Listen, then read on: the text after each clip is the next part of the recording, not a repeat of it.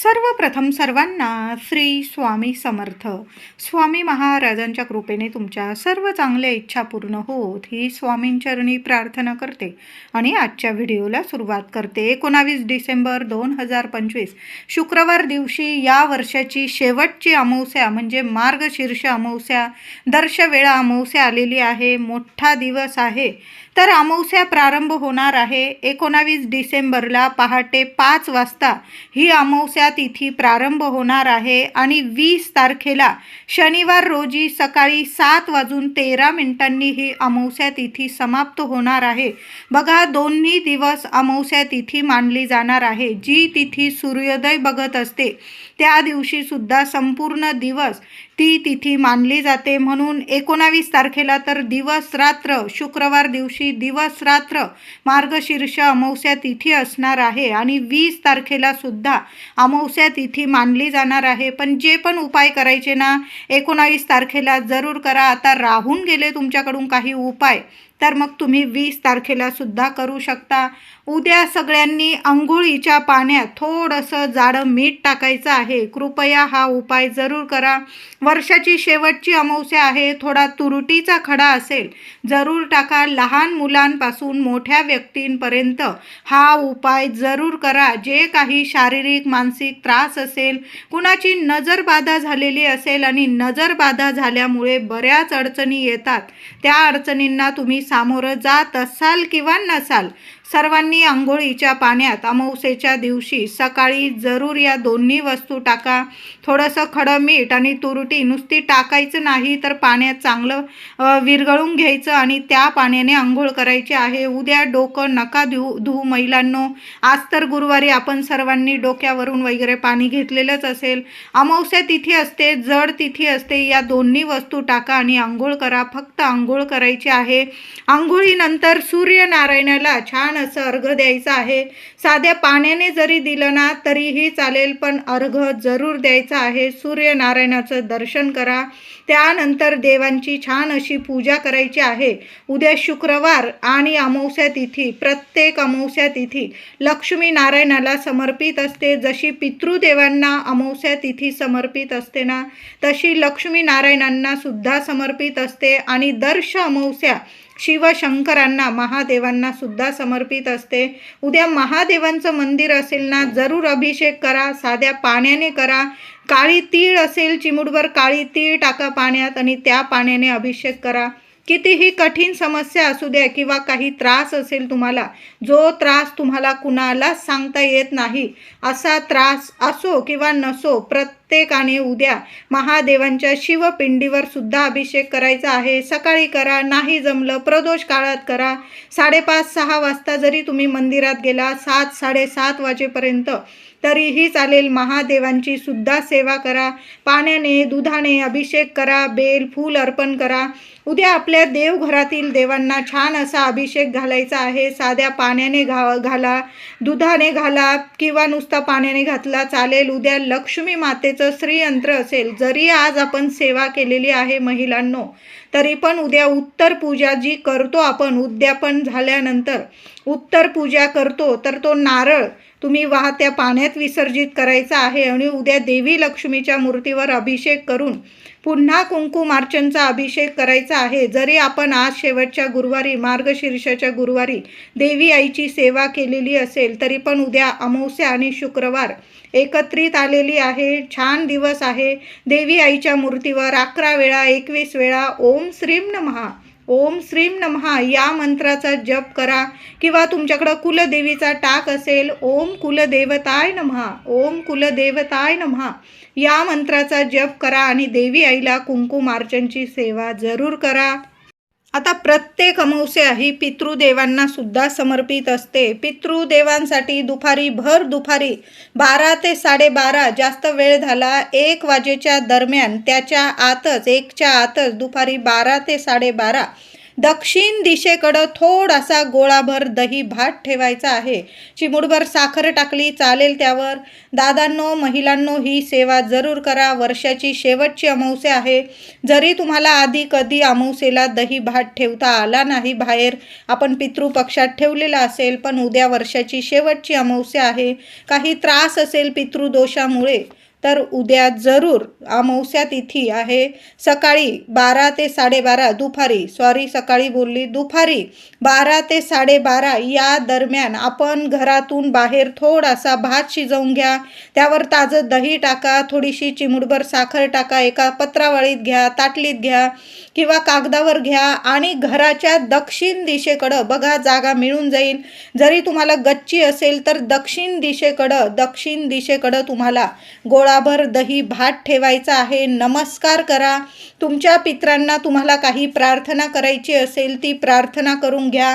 दही भात जेव्हा आपण दक्षिण दिशेला ठेवतो ना अमावस्या तिथीत, दर्शवेळा अमावस्या तिथीत, तर आपले अतृप्त पित्र असतात ना, काही वेळा बघा अचानक काही म्हणजे तुमच्या घरात घटना घडली असेल, तृप्त झालेले नसतील तुमचे पित्र, अचानक त्यांचा मृत्यू झालेला असेल, त्यांच्या इच्छा पूर्ण राहिलेल्या असतील किंवा नसेल राहिलेल्या, त्या सर्व पित्रांसाठी गोळाभर दही भात दक्षिण दिशेकडं जरूर ठेवा. नमस्कार करा. तुम्हाला काही क्षमा याचना मागायची असेल, प्रार्थना करायची असेल, तुम्हाला ज्या अडीअडचणी असतील तिथं बोलून घ्या, नमस्कार करा आणि तुम्हाला घरी यायचं आहे. मागे वळून बघू नका.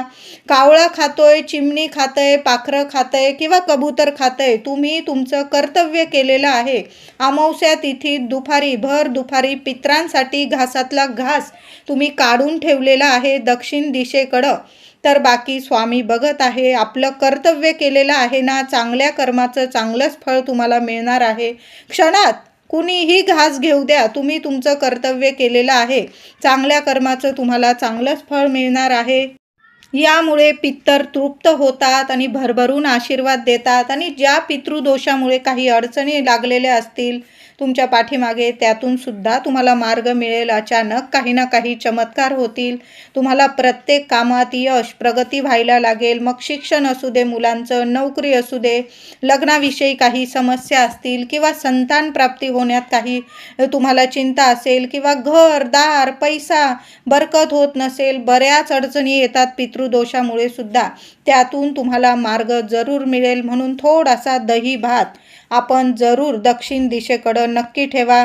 तुमची गॅलरी असेल किंवा छत असेल, नाही छत, तुम्हाला गॅलरी नाही, घराबाहेर एखादं झाड असेल छोटं मोठं, तिकडं दक्षिण दिशेकडं तुम्ही ठेवून आलात तरीही चालेल. त्याचबरोबर पितृदेवांसाठी आपल्याला संध्याकाळी सुद्धा दक्षिणेकडं एक दिवा लावायचा आहे. महिलांनो, दिवा जरूर लावा.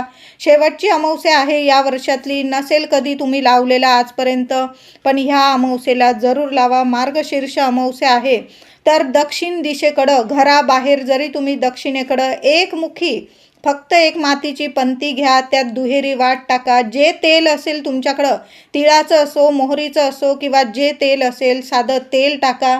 त्यावर काहीतरी खाली पुठ्ठा वगैरे, ताटली वगैरे ठेवा आणि तो दिवा दक्षिणेकडं लावून यायचा आहे. नमस्कार करा, पित्रांना स्मरण करा आणि दक्षिणेकडं तो दिवा लावून यायचा आहे. नंतर तो दिवा तुम्ही निर्माल्यात टाकून द्या. ती वात वगैरे सर्व निर्माल्यात टाका किंवा एखाद्या झाडाखाली टाकून द्यायचं आहे.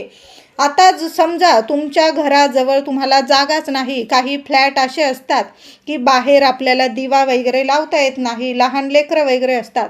सरळ महिलांनो, घरात माठ असेल, माठ असतोच आणि असायलाच हवा. माठाजवळ पितृदेवांचं स्थान असतं. काही ठिकाणी तर रोज माठाजवळ दक्षिणेकडं तोंड करून एक दिवा लावलाच जातो. संध्याकाळी अगदी नित्य नियम असतो काही महिलांचा. आपण देवघरात दिवा लावतो, तुळशीजवळ, मुख्य दाराशी, आणि एक दिवा माठाजवळ जरूर लावला जातो. तुम्ही लावत असाल किंवा नसेल, नाही जमत, काही महिला ऑफिसला जातात किंवा घरी घरकाम, आपण घरात जरी असलो, गृहलक्ष्मी किंवा ऑफिसला जाणाऱ्या गृहलक्ष्मी असतील, नाही जमत काही वेळा, खरंच नाही जमत, तर मग अमावस्या तिथीत जरी एक दिवा आपण दक्षिणेकडं तोंड करून लावला ना, तर आपल्याला चांगलं म्हणजे भरभरून फळ मिळतं. इथं आपण अमावस्या तिथीत 12ही महिन्याच्या फक्त अमावस्येला तिथीत जर दिवा लावला ना तर आपल्या सर्व दिवसांचं आपल्याला फळ मिळत असतं. म्हणून एक दिवा माठाजवळ जरूर लावा. पितृ तृप्त होतील, भरभरून आशीर्वाद देतील तुम्हाला. तुमच्या ज्या अडीअडचणी आहे ना त्यातून नक्की मार्ग मिळेल. म्हणून संध्याकाळी 6:30 ते 7:30 या दरम्यान तरी माठाजवळ एक दिवा सर्वांनी जरूर लावा. महिलांना काही अडचण असेल, असं नाही की महिलांनी सर्व कामं करायची, घरातल्या पुरुष दादांनी जरी एक दिवा माठाजवळ लावला चालेल. महिलांना अडचण असेल 4 दिवस वगैरे तर नका लावू महिलांनो. दादांकडून लावून घ्या, मुलं मोठी असतील मुलांकडून लावून घ्या, पण एक दिवा जरूर लावून घ्या. नंतर तो दिवा तुम्ही निर्माल्यात टाकला किंवा धुवून पुसून घ्या. पुन्हा पुढच्या अमावस्येला तुम्ही तोच दिवा वापरला तरीही चालेल. उद्या शुक्रवार मोठी अमावस्या आहे. महिलांनो, दादांनो, घरावरून एक नारळ उतरवून टाकायचा आहे. संध्याकाळी उतरवा. रात्रीच्या 12 वाजेपर्यंत तुम्ही हा उपाय केला ना, सकाळपासून रात्रीच्या 12 वाजेपर्यंत तुम्ही केव्हाही हा उपाय करू शकता. एक नारळ घ्यायचा आहे. घरदार स्वच्छ करून घ्या महिलांनो. आज जरी उंबरठा पूजन केलेलं असेल, उद्यासुद्धा उंबरठा पूजन छान करा. जेवढं जमेल तेवढं नक्की करा. हळद कुंकू वाहून नुसती उंबरठ्याची पूजा जरी केली ना चालेल, पण उंबरठा पूजन जरूर करा. प्रत्येक अमावस्येला आपण उंबरठा पूजन करतच असतो, तर उद्या उंबरठ्याची पूजा करा. आणि दोन्ही हातात जेव्हा वेळ मिळेल तेव्हा शांततेत हा उपाय करायचा आहे. कुणी घरात येतंय बाहेर येतंय असं करू नका. मुलं बाहेर गेलेली असतील किंवा घरात अभ्यासाला वगैरे बसलेली असेल, शांत कुणी ये जाय करत नाही अशा वेळी हा उपाय करायचा आहे. दोन्ही हातात एक नारळ घ्यायचा आहे. चांगलं पाणीदार, छोटं आणा मोठा आणा नियम नाही, चांगलं पाणीदार तडा वगैरे गेलेलं नसेल असं चांगलं नारळ बघून आणायचं आहे. दोन्ही हातात नारळ पकडायचा आहे आणि घराच्या चौकटीपासून उंबरठ्यापर्यंत नीट 7 वेळा तो नारळ ओवाळून घ्यायचा आहे. ओवाळताना श्री स्वामी समर्थ, श्री स्वामी समर्थ, तुम्ही ज्या देवांना तुमचं इष्टदैवत आहे त्या देवांचं नामस्मरण करा आणि तो नारळ 7 वेळा ओवाळून घ्यायचा आहे. ज्या अडीअडचणी असतील, घरात काही अडीअडचणी असतील, मुलांविषयी, तुमच्याविषयी, पतीविषयी किंवा कुटुंबातील इतर सदस्यांविषयी बोलून घ्यायचे आहे आणि तो नारळ ओवाळून घ्यायचा आहे. 7 वेळा नीट उतरवा महिलांनो आणि सरळ बाहेर जाऊन टाकून द्यायचा आहे. मग तुमच्या इथं डस्टबिन असेल, कचऱ्याचा डबा असेल, तिथं टाकून द्यायचा आहे. घरात घेऊन येऊ नका तो नारळ महिलांनो. कृपया अशी चूक करू नका. आता आपण फ्लॅटमध्ये राहतो, आपले डबे, कचऱ्याचे डबे किंवा डस्टबिनचे डबे आपले मध्ये असतात, पण नारळ उतरवतो ना जेव्हा आपण अमावस्येला, तो चुकून सुद्धा आपला उंबरठा ओलांडून मध्ये आणायचा नाही. आपण उतारा केलेला आहे. नारळाचा उतारा जेव्हा करतो ना तो लगेच बाहेर टाकायचा असतो.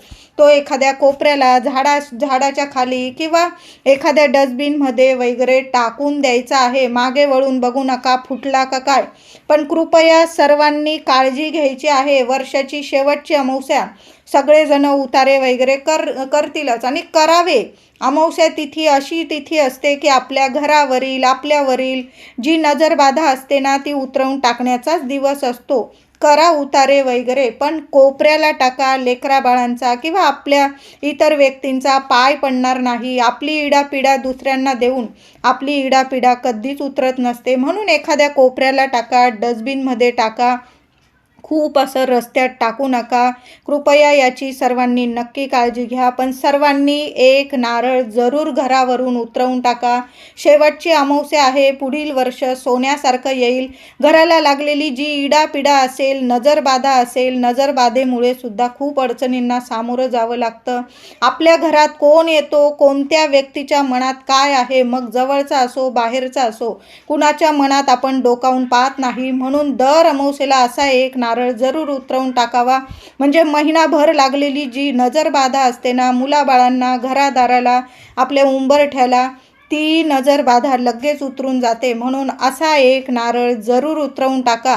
महिलांनी हा उपाय करा किंवा पुरुष दादांनी आपल्या घरासाठी उपाय आपण करायचा. इतरांकडून नारळ ओवाळून टाकू नका. महिलांनी किंवा दादांनी, कर्त्या महिलेने किंवा कर्त्या पुरुषाने आपल्या घरासाठी उपाय आपणच करा. घरी आल्यानंतर हातपाय धुवून घ्या आणि मग घरात वावर करायचा आहे. उद्या मुलांची सुद्धा दृष्ट काढून टाका महिलांनो. मुलांवरून तुम्ही तुरुटीचा खडा 7 वेळा ओवाळून टाकू शकता. तुम्हाला नारळ परवडत असेल, 1 नारळ, तुम्हाला जेवढी मुलं असतील प्रत्येकावरनं 1 नारळ, 2 मुलं आहे आणि एकच नारळ घेतला, एकच तुरुटीचा खडा, अशी चूक करू नका. प्रत्येकावरनं ओवाळताना वस्तू वेगवेगळी घ्यायची आहे. तर 1 मुलगा असेल, 1 नारळ घ्या, डोक्यापासून पायापर्यंत 7 वेळा ओवाळून घ्या. स्वामींचा मंत्र जपा आणि बाहेर टाकून या. कचऱ्यात टाका, एखाद्या कोपऱ्यात टाका. तुम्ही तुरुटीचा खडा उतरवून टाकू शकता, वाहत्या पाण्यात टाका, बेसिनमध्ये हात धुवून घेतला, 7 वेळा ओवाळून घ्या. पण ओवाळताना पूर्व पश्चिम उभं करायचं आहे मुलांना. उभं करून काढलेली दृष्ट लगेच उतरून जात असते, म्हणून उभं करून दृष्ट काढा. तुम्ही भात ओवाळून टाकू शकता 7 वेळा. तांदूळ, मुठभर तांदूळसुद्धा ओवाळून टाकू शकता. किंवा खूप नजरबाधा झालेली आहे, काही ना काही त्रास होत आहे, काय करायचं महिलांनो? 1 विड्याचं पान घ्यायचं आहे, चांगलं बघून घ्यायचं आहे, चांगलं टवटवीत हिरवंगार पान घ्या. देठ असलेलं पान घ्यायचं आहे, त्यावर सुक्या लाल 4 मिरच्या घ्या. पिवळी किंवा काळी मोहरी, साधी काळी आपण जी मसाल्यातली असते आपली, ती काळी मोहरी जरी घेतली, चिमूटभर मोहरी ठेवा. जाडं मीठ ठेवा, 4 लाल सुक्या मिरच्या, थोडी मोहरी, आपलं जाडं मीठ. एखादा तुरटीचा खडा असेल, तुरटीचा खडा ठेवा महिलांनो. एखादा केस गळालेला असेल तुमचा तर तो जरी ठेवला, आता नसेल, या 2-3 वस्तू ठेवा. आणि आपल्या मुलांना पूर्व पश्चिम उभं करायचं आहे. ते पान नीट पकडायचं, उजव्या हातात ते पान नीट पकडा. दोन्ही हातात पकडू शकतात किंवा एका हातात. ते पान नीट मुलावरून 7 वेळा डोक्यापासून पायापर्यंत नीट ओवाळून घ्यायचं आहे आणि सरळ घराबाहेर कचऱ्यात टाकून द्यायचं आहे. तुमच्या घराबाहेर जर चूल असेल ना, चूल, पेटती चूल आहे, त्या पेटत्या चुलीमध्ये टाकून द्यायचं आहे. बघा, जशा जशा त्या वस्तू जळतील ना, लगेच लेकरा बाळांना लागलेली नजरबाधा उतरून जाईल. हा उपाय तुम्ही पतिदेवांसाठी करू शकता किंवा इतर सदस्यांसाठी सुद्धा करू शकता. आरोग्य नीट नाही, काही बाधा वगैरे झालेली आहे किंवा काही ओलांडण्यात वगैरे आलेलं आहे, त्यामुळे आजारपण आलेलं आहे, काही कामात किंवा प्रगतीत अडथळे येत आहे, तुम्ही कुणावरून सुद्धा हा उपाय करू शकता. यासाठी फक्त तुम्हाला 1 विड्याचं पान, 4 चांगल्या देठाच्या मिरच्या घ्यायच्या आहे, सुक्या लाल मिरच्या घ्या, थोडीशी मोहरी घ्या काळी, थोडंसं खडं मीठ घ्या, एखादा तुरटीचा खडा पानावर ठेवा आणि पान 7 वेळा ओवाळून घ्या आणि बाहेर डस्टबिनमध्ये टाकून द्या किंवा पेटत्या चुली. घरात अजिबात ते पेटवत बसू नका महिलांनो. बाहेर एखादी तुम्ही काही तव्यावर किंवा काही जाळलं असेल त्यातमध्ये टाकू शकता तुम्ही, पण गॅसवर या वस्तू अजिबात जाळत बसू नका. यामुळे तुमच्या मुलांची दृष्ट उतरणार नाही. घराबाहेर चूल असेल त्यात टाकू शकता किंवा सरळ डस्टबिनमध्ये टाका. मुलाला सुद्धा हातपाय धुवायला लावा आणि जी व्यक्ती दृष्ट काढेल, आई, तिने सुद्धा हातपाय धुवायचे आहे. हा उपाय करताना या नियमांचं पालन जरूर करा. नारळ उतरवून टाकाल, हातपाय धुवून मग घरात आपण प्रवेश करायचा आहे. तुमच्या घरात किंवा दुकान असेल, व्यवसाय असेल, ऑफिस असेल, बरकत होत नाही, नजरबाधा झालेली आहे, तर काय करायचं आहे महिलांनो, दादांनो? तुम्ही 1-2 तुरुटीचे खडे घ्या, चांगले मोठे तुरुटीचे खडे घ्या. त्यावर 5 लवंगा ठेवायच्या. त्या तुरुटीबरोबर एखाद्या तुम्ही कपड्यात बांधा किंवा एखादे तुमच्याकडं बाऊल असतील, मातीच्या पंत्या असतील, काचेच्या वाट्या असतील, त्यात ठेवायच्या आहे त्या वस्तू. 5 लवंगा आणि 1-2 तुरुटीचे खडे.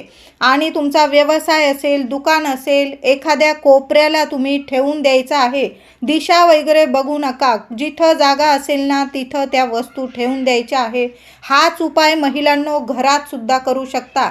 घरात येण्या जाण्याच्या एंट्रीच्या इथं, म्हणजे प्रवेशद्वाराच्या इथं जर जागा असेल ना, 1 तुरटीचा खडा घ्या, 5 लवंग ठेवा, त्याबरोबर थोडं जाडं मीठ ठेवलं तुम्ही, 1 कापराची वडी ठेवली.